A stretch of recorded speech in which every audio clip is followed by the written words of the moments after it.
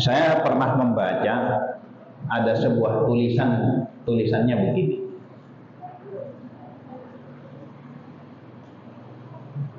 Ketika ada orang malas sholat, malas melaksanakan sholat,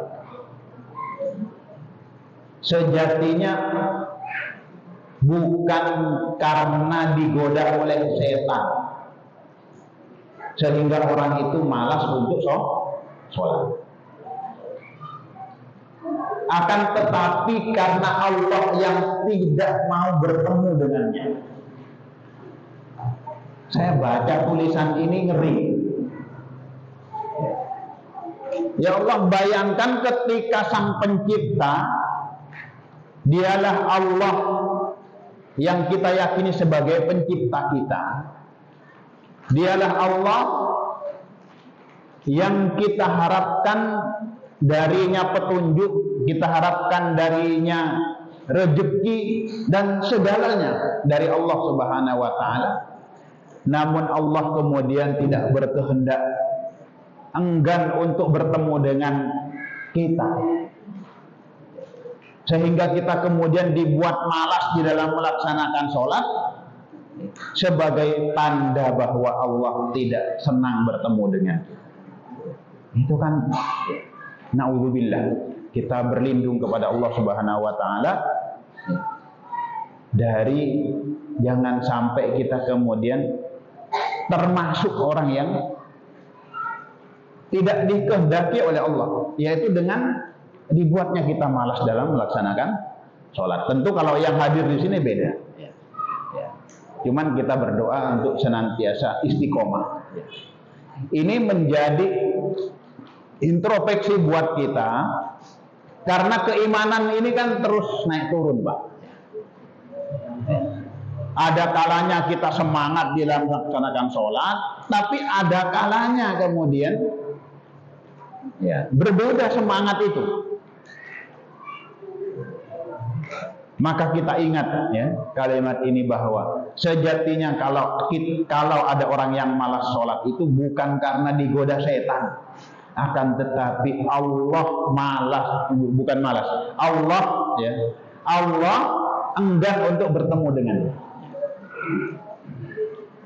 Allah tidak mau bertemu dengannya.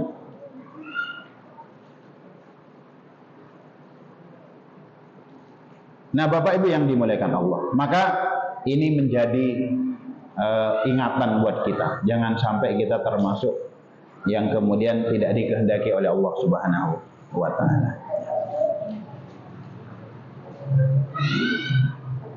Dan kita ingat bahwa hadis itu mengatakan bahwa pada hari kiamat nanti amalan yang pertama kali akan dihisab pada hari kiamat yaitu Pak? Sholat. Dari sekian banyak amalan yang kita lakukan di dunia ini, yang pertama kali akan dihisab oleh Allah Subhanahu wa taala adalah sholat. Dalam hadisnya, wa in saluhat, kalau sholatnya itu baik, maka faqad aflaha wa anjaha, maka orang ini dia adalah orang yang beruntung dan dia orang yang sukses. Tanda-tandanya, ciri-cirinya, kalau nanti di hari kiamat sholat kita kok masuk kategori baik, maka dalam hadis itu dikatakan bahwa maka orang ini adalah orang yang beruntung dan selamat, sukses. Karena yang lainnya itu insya Allah akan mudah terbantu dengan sholatnya. Namun jika sebaliknya, dalam hadis itu, maka bermasalahlah yang lainnya. Maka ketika orang itu bermasalah dalam sholat wajibnya, dalam hadis itu dijelaskan, Allah memerintahkan kepada malaikat untuk ngecek sholat sunnahnya. Sholat sunnah, masih urusan sholat. Sholat wajibnya dulu dicek, kok sholat wajibnya kurang maksimal, maka dicek sholat sunnahnya. Kalau sholat sunnahnya ada, maka sholat sunnah ini untuk menutupi kekurangan-kekurangan di dalam sholat wajib. Maka walaupun sunnah, yang kalau kita mau lihat pada definisi sunnah yang sering kita dengarkan mungkin dari sejak zaman kecil kita sekolah, sunnah itu apa? Biasanya kita mendapatkan sunnah adalah amalan jika kita kerjakan dapat pahala, jika kita tinggalkan tidak apa-apa. Kan begitu ya Pak ya?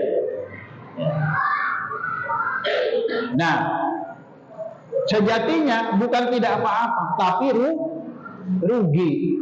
Sunnah memang. Tapi kalau kita tidak kerjakan tentu rugi. Karena apa?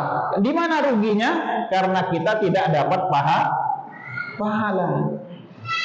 Bayangkan, waktunya kita sudah bangun sebelum subuh, tapi kemudian setelah azan kita ngobrol aja gitu, enggak sholat sunnah 2 rakaat sebelum subuh, ngobrol aja. Padahal apa? Kesempatan untuk melaksanakan sholat 2 rakaat itu ada. Tiba-tiba komat, akhirnya dilaksanakanlah sholat subuh berjamaah. Memang pahalanya sholat subuh berjamaah itu luar biasa. Tapi ketika kita terlewatkan kesempatan melaksanakan sholat sunnah qobliyah subuh yang nilainya khairun minad dunya wa ma fiha, nilai kebaikannya itu, pahalanya itu lebih baik daripada dunia dan isinya. Dunia dan isinya lebih baik. Dunia dan isinya saja luar biasa. Ini nilainya lebih baik. Kira-kira rugi buatan? Tentu rugi. Nah, kalau ada pembagian BLT aja 900.000 umpama ya, terus nggak kebagian, merasa rugi buatan Bu? Rugi buatan Bu? Rugi. Padahal ya kita nggak ngapa-ngapain. Tapi karena merasa tidak kebagian 900.000, kita merasa rugi. Kenapa? Karena orang lain dapat, undangannya juga sudah ada. Undangannya sudah ada. Jenengan mendapatkan kesempatan untuk dapat bantuan. Lah kok nggak datang saat itu jenengan? Ya, ada urusan yang sangat penting, nggak bisa ditinggal. Padahal aturannya harus datang ke tempat ngambil. Oh, itu rugi banget. Nah, itu urusan sholat sunnah. Jadi rugi, bukan tidak apa-apa, tapi rugi. Dan begitu pula sholat-sholat yang lainnya, ya, amalan-amalan sunnah yang lainnya. Terutama ini urusan sholat sunnah, ya, yang luar biasa. Ya. Jadi kalau sholat sunnah qobliyahnya saja nilainya lebih baik daripada dunia dan isinya, sholat subuhnya kayak apa aja? Luar biasa. Bahkan saking hebatnya sholat subuh itu kan, barang siapa yang sholat subuh bersama imam, ya, bersama imam, artinya sholat berjamaah, itu seolah-olah dia sholat semalam suntuk. Kalau sholat jamaah bersama imam itu sholat isya atau sholat jamaah isya, seperti setengah malam sholatnya. Kalau subuh seperti semalam suntuk. Kalau begitu, ya, walaupun nggak sholat sunnah malamnya, ya tetap mendapatkan kebaikan sholat semalam suntuk. Ya, oke. Tapi kalau kita tidak mendapatkan kebaikan-kebaikan sebelumnya, padahal ada kesempatan untuk sholat tahajud, untuk sholat qobliyah dan lain sebagainya, tentu kita merasa rugi dengan kesempatan itu. Bapak Ibu yang dimuliakan oleh Allah Subhanahu wa taala. Ini kaitannya dengan introspeksi untuk kita sendiri dalam urusan sholat. Jadi kita tidak nengok tetangga kita atau siapapun orang lain, tapi lebih kepada diri kita. Ini kaitannya dengan sholat. Karena faktanya kita memang tetap ada kalanya semangat dan ada kalanya semangat itu berkurang. Semangat banget untuk sholat jamaah, ya. Tapi ada kalanya melemah semangat untuk sholat jamaah dengan berbagai macam sebab. Oleh karena itu, ini mudah-mudahan menjadi motivasi untuk kita bersama bahwa sholat ini sebagai indikator kerinduan kita kepada Allah Subhanahu wa Ta'ala, dan bagaimana Allah menghendaki perjumpaan itu, ya, seorang hamba dengan Rabb-nya. Bapak Ibu yang dimuliakan Allah, ya. Bahkan kalau kita lihat di dalam Al-Quran surat An-Nisa itu, bahwa orang-orang munafik itu bisa dilihat daripada sholatnya, bahwa innal munafiqina yukhadi'una Allah wa huwa khadi'uhum wa idza qamu ila sholati qamu kusala. Ini agar kita waspada. Di antara ciri kebiasaan orang-orang munafik itu adalah wa idza qamu ila sholati qamu kusala. Ya. Jadi orang-orang munafik ini kalau melaksanakan sholat, mereka itu melaksanakannya dengan penuh kemalasan. Sekarang pertanyaannya, kaitannya ini orang munafik, ya. Kita tahu kan kaitannya dengan orang-orang munafik itu kan intinya buruk sekali kan. Di sini bahasanya wa idza qamu ila sholati qamu kusala. Mereka itu orang munafik itu kalau sholat pun mereka sholatnya dengan penuh kemalasan. Orang munafik sholat tapi malas. Jadi munafik saja itu sejatinya sholat tapi malas. Lalu ada orang gak sholat coba? Orang munafik saja sholat tapi malas. Melaksanakan sholat tapi malas. Lah kalau nggak sholat itu kayak apa coba? Sholat saja dengan malas-malasan itu masuk kepada kebiasaan orang munafik. Bagaimana dengan orang nggak sholat? Nah ini lagi-lagi saya membatasi untuk bukan, kalau bahasa saya bagaimana, ada orang nggak sholat, ya bukan kita kepada siapa-siapa. Jangan sampai kita termasuk orang yang meninggalkan sholat. Naudzubillah. Naudzubillah. Karena sholat ini sudah dibuat seringan mungkin dalam syariatnya. Maka bagi laki-laki, sholat ini adalah wajib mulai dari dia mukallaf, ya, mukallaf. Laki-laki mukallafnya ketika, ya, dia sudah, artinya balik itu ditandai dengan mimpi basah bagi laki-laki, ya, salah satunya, atau usia sekitar 15 tahun lah. Dah. Dari sejak usia itu laki-laki sudah wajib sholat 5 waktu sampai, ya, meninggal. Kita ada nggak yang sholatnya mulai di usia 25 tahun? Sebelum 25 tahun nggak pernah sholat. Ya, ya nggak usah ngacung juga gitu ya. Tapi ini, ya, buat apa namanya, kesempatan ketika kita masih diberikan oleh Allah kesempatan Mari kita perbaiki ya kehidupan kita, karena sejatinya banyak sekali hal-hal yang sudah kita tinggalkan sebelumnya. Karena memang zaman dulu ya mungkin pengajian nggak seperti sekarang ya Pak ya. Jarang.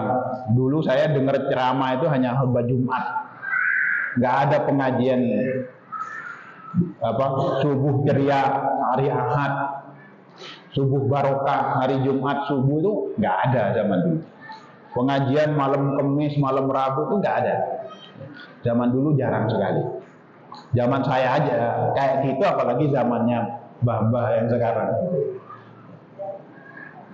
Jadi banyak sekali orang dulu yang kemudian agak kurang perhatian dengan urusan sholat ini.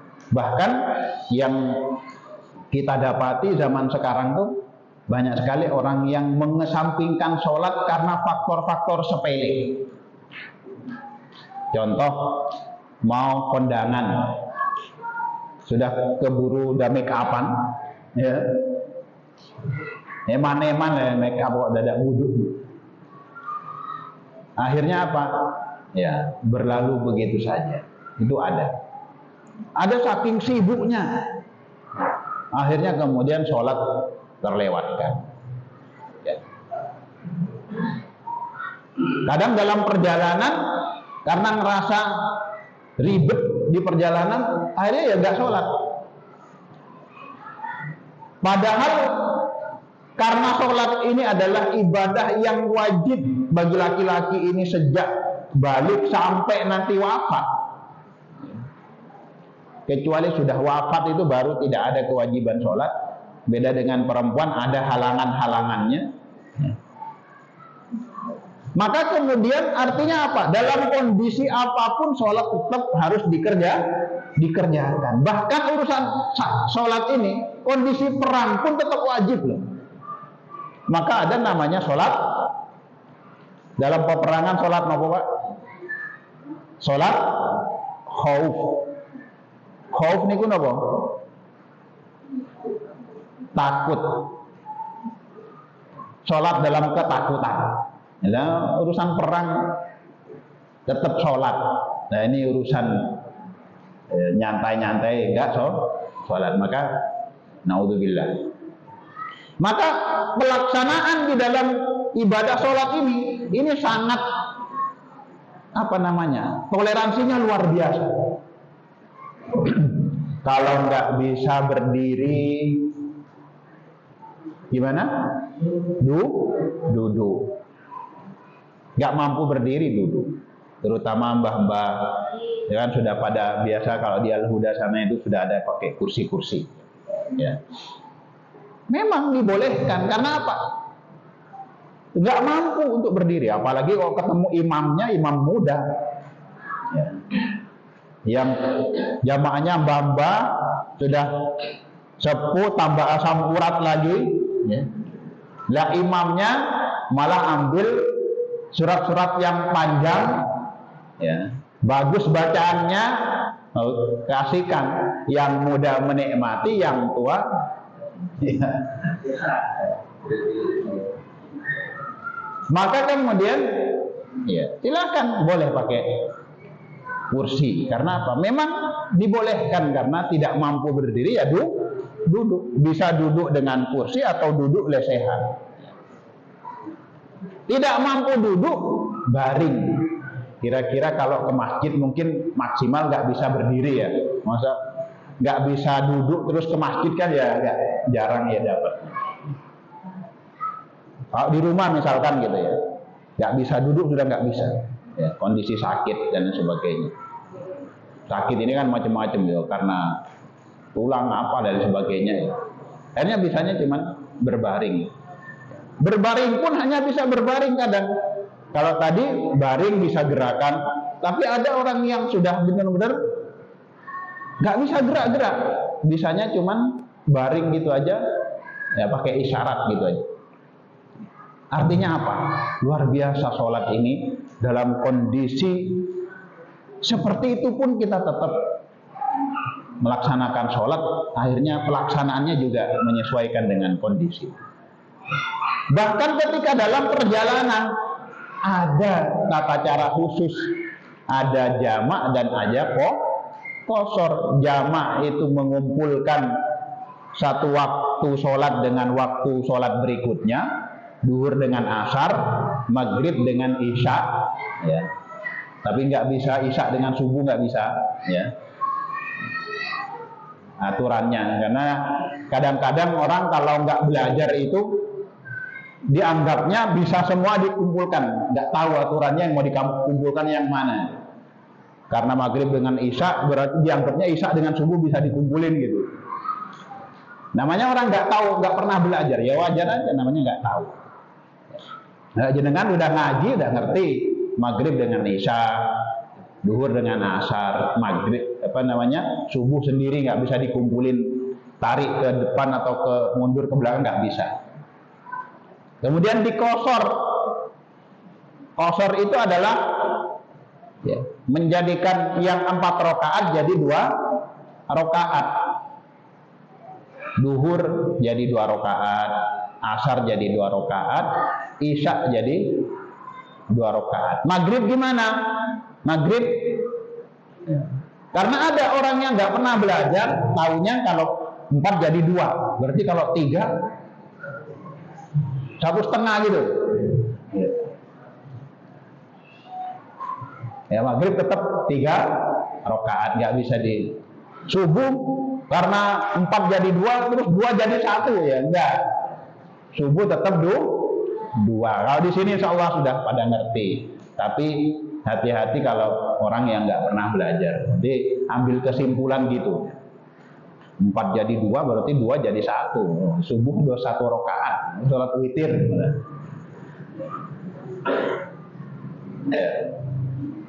Jadi ada, udahlah di jamak, kumpulkan duhurnya sekaligus asarnya dan 2 rakaat. Ya, biasanya di kapal itu begitu.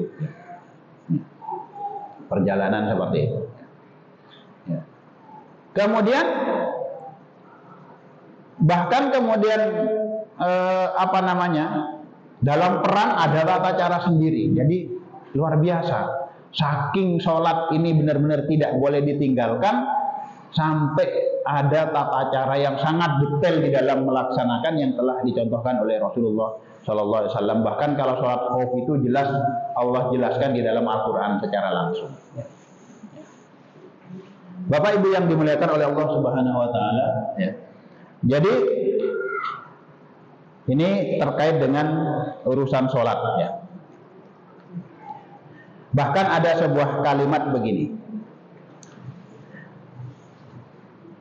Walau tempat kerjamu gajinya tak seberapa, tapi tempat kerjamu memudahkanmu untuk melaksanakan sholat tepat waktu, maka sudah cukup, bahkan lebih dari cukup. Ini ketika kaitannya dengan sholat. Ya.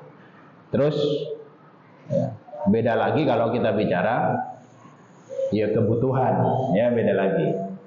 Tentu kita cari lagi tempat kerja yang masuk ke dua-duanya, secara finansialnya lebih ya, mencukupi dan juga toleransi untuk sholatnya juga ada. Tentu seperti itu ya.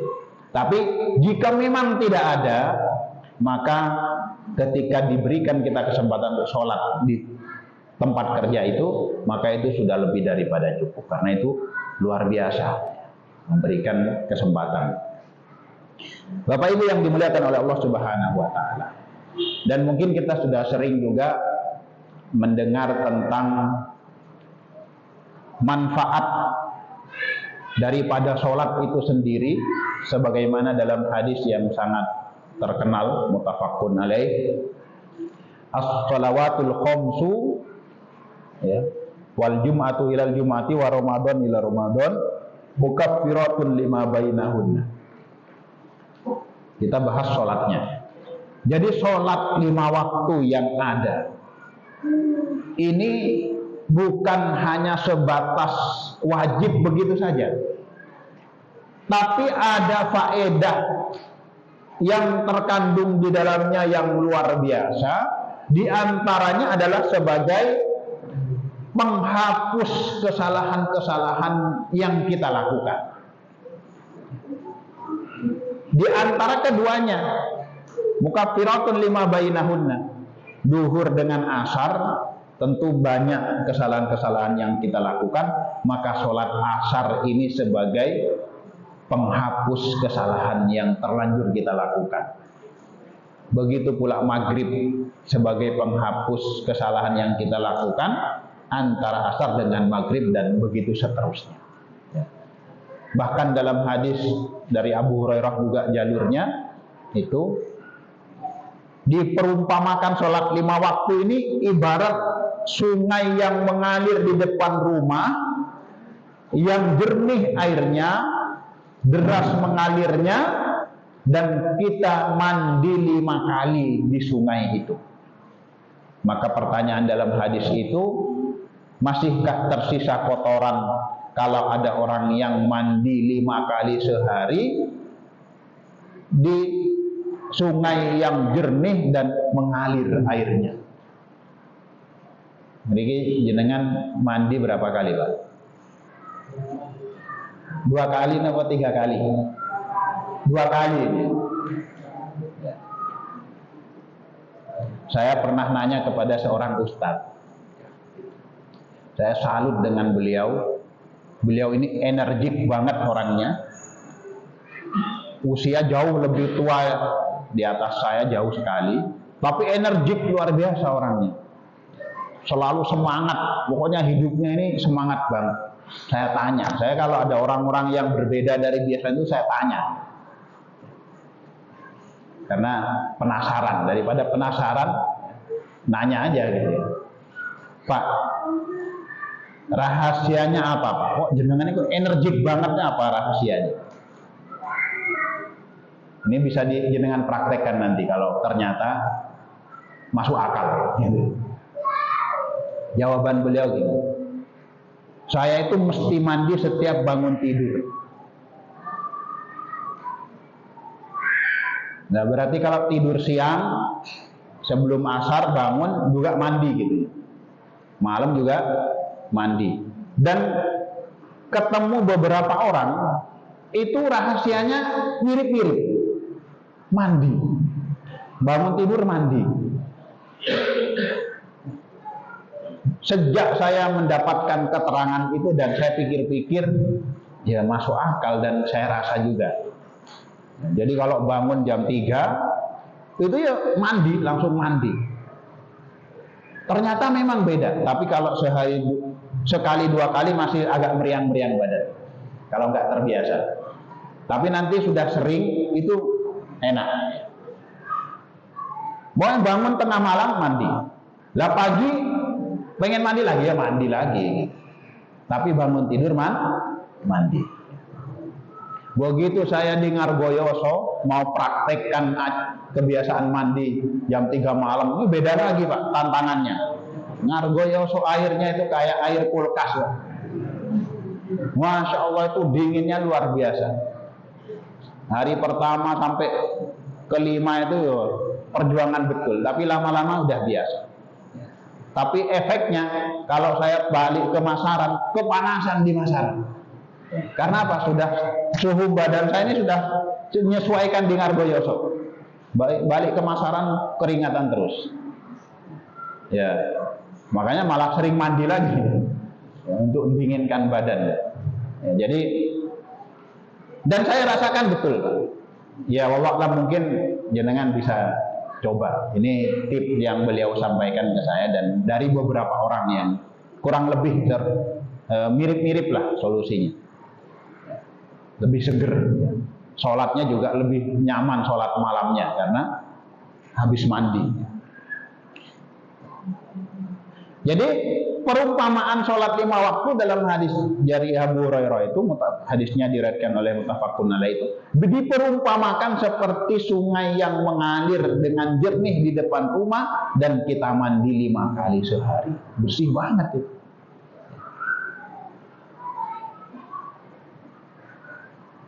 Terlebih di dalam sholat itu ada doa yang luar biasa.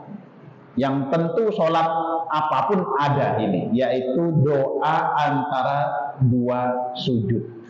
Ya, walaupun satu rakaat witir umpama kan, kita dapatnya cuma witir, kan tetap ada dua rakaat duduk di antara dua sujud. Ya. Yang lebih banyak kita gunakan, walaupun ada riwayat yang berbeda, yaitu Rabbil firli warhamni wajburni warfa'ni warzuqni wahdini wa'afini wa'fu anni. Ada 8 doa yang termuat di dalam doa antara dua sujud. Ini luar biasa doa ini.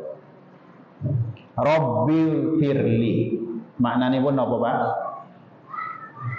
Rabbil firli apa maknanya? Ya Allah, ampuni saya.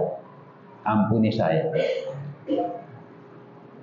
Kita tahu bahwa tidak ada yang dapat memberikan ampunan yang sempurna kecuali Allah Subhanahu wa taala. Maka kita minta kepada Allah di antara dua sujud, duduk di antara dua sujud itu kita minta, Rabbil firli, ya Allah, ampuni saya. Karena kan kesalahan kita ini banyak sekali. Maka kita minta ampun kepada Allah Subhanahu wa taala. Warhamni, sayangi saya. Oh, kalau sudah disayangi oleh Allah Subhanahu wa taala, ya, itu melebihi sayangnya seorang orang tua kepada anaknya. Orang tua tentu sayang kepada anaknya, maka kesalahan yang dilakukan anaknya itu gak dianggap. Sampai gitu loh kalau orang tua sudah sayang kepada anak. Bahkan ya, apapun yang diminta anaknya akan dituruti oleh orang tuanya. Karena apa? Ada rasa sayang. Bahkan belum minta udah dibelikan. Ada nggak anaknya minta susu, ya, masih kecil tuh kan belum bisa minta susu itu, bisanya nangis toh, tapi udah dibelikan sama orang tuanya. Karena apa? Sayangnya orang tua kepada anaknya. Ya. Wajburni, Rabbil firli warhamni wajburni. Wajburni artinya, ya, tutuplah kesalahan saya, aib saya, aib, tutupi aib saya. Minta kepada Allah dalam doa itu, tutupi aib saya dengan kata wajburni. Kita ini kan punya aib semua. Ada nggak yang nggak punya aib?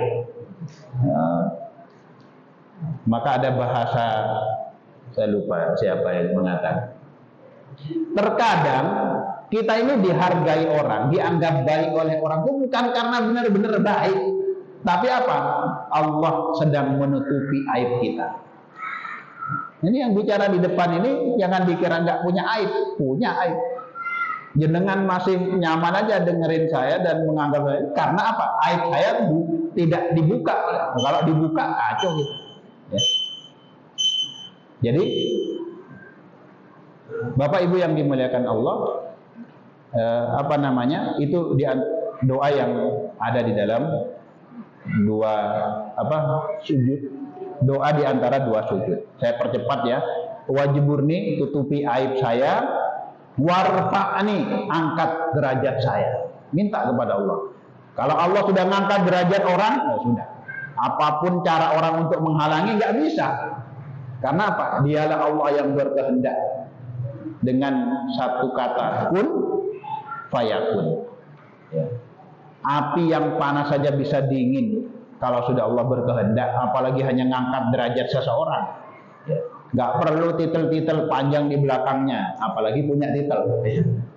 Bahkan gak punya pun bisa diangkat dengan derajat oleh Allah Subhanahu wa taala. Warzuqni, dan berikanlah aku rizki. Siapa lagi ya kalau bukan Allah yang kita minta rizkinya? Wahdini, dan berilah aku petunjuk. Ya. Petunjuk hidayah dari Allah, bimbingan untuk selalu beramal soleh. Minta kepada Allah, wa'afini wa'fu anni, dan berikanlah aku kesehatan, sehat. Minta sehat, minta kepada Allah. Wa'afini wa'fu anni, dan ampunilah aku. Sampai diulangi tadi, Rabbi firli, di belakang juga ada ampuni aku. Saking minta banyak diampuni kesalahan-kesalahannya oleh Allah Subhanahu wa taala. Bapak Ibu yang dimuliakan Allah, karena waktu sudah masuk waktu Isya, yang jelas urusan sholat ini sangat penting sekali. Maka mari kita betul-betul perhatikan urusan sholat ini. Allah Subhanahu wa taala menjelaskan bahwa sholat ini adalah waktunya sudah ditentukan. Nah, sholata kanat 'alal mu'minina kitaban mawquta. Ya. Waktunya sudah jelas. Tapi kenapa banyak orang yang sampai lalai melaksanakan sholat? Padahal waktunya sudah jelas. Bukan tiba-tiba datang, tapi sudah jelas. Bahkan zaman sekarang kan HP sudah ada jadwal sholatnya, di masjid sudah ada jadwal sholatnya. Maka banyak inisiatif yang dilakukan oleh orang, pasang alarm dan lain sebagainya. Ini bagian daripada inisiatif untuk agar lebih bersungguh-sungguh di dalam melaksanakan sholat. Dan selain kita usahakan anak-anak kita, anak-anak yang betul-betul memperhatikan urusan sholat. Banyak sekali kebaikan yang terdapat di dalamnya, dan banyak sekali hikmah yang terkandung di dalamnya. Demikian apa yang dapat kami sampaikan. Mudah-mudahan ini ada manfaatnya dan bermanfaat untuk kita bersama. Astaghfirullahaladzim, alhamdulillahirabbil alamin. Wassalamualaikum warahmatullahi wabarakatuh.